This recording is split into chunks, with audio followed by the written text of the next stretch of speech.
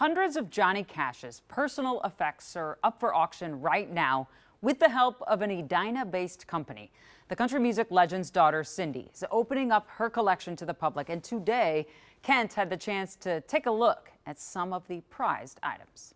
Starts up here. We have handwritten lyric sheets. When you're entrusted to auction off Johnny Cash's personal belongings, A set list, starting of course with Ring of Fire. you know what it means to handle music history. To have an early pressing of his original single with the song that broke him into music. It's quite impressive to hold. James Egge can feel the weight of it all. I'm trembling slightly because it feels like the roots of music history in America in your hand. One of the first, it'd be like almost like holding a rookie card of Mickey Mantle. And the owner of Edina-based Carrots Auctions knows how lucky he is to now be offering the third largest auction of the Man in Black's personal items ever. It's an honor, honestly. One of the questions that popped up early was, why is this in Minnesota? So why is it in Minnesota? It's a great question. It started with these two rings right here. They came in through consignment. When he heard they were connected to Johnny Cash, he knew he had to dig a little deeper.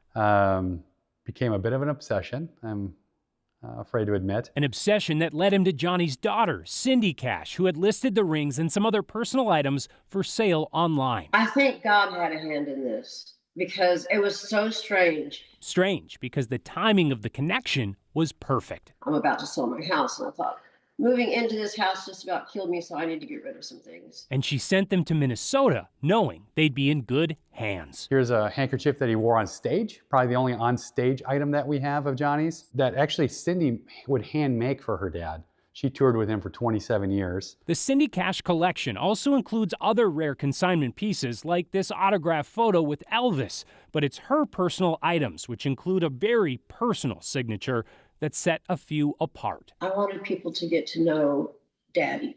He was such a great father. That's why I have no patience for deadbeat dads. My dad was the busiest man in the world at one time, and he still wrote me letters every week from wherever he was. To be clear, Cindy was only willing to part with 2 of those notes from Daddy. The letters will never go anywhere. Those are with me. But she says parting with some history and sharing the stories behind it is also important. And he told me 2 years after I'm gone, baby, nobody will remember my name. And boy, was he wrong. But that's how humble he was. He believed that. And then I thought, you know, the fans are what's keeping him alive. That's who's keeping him alive. I can't imagine a time people don't know Johnny Cash's name.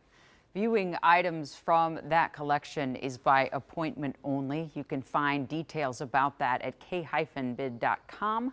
The auction for all of that really cool stuff ends on May 4th.